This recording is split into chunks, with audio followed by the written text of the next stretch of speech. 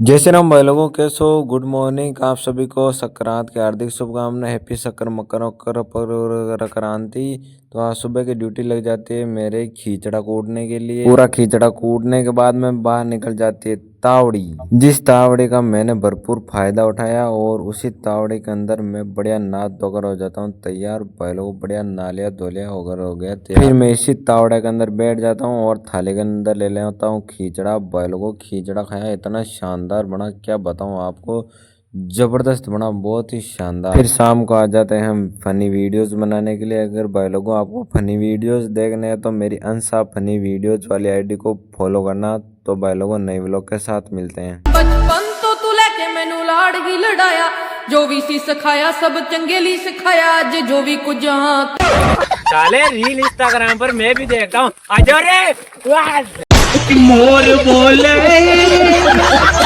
ये पंखुड़ी थारी रे फेरियों में मारा मोर बोले।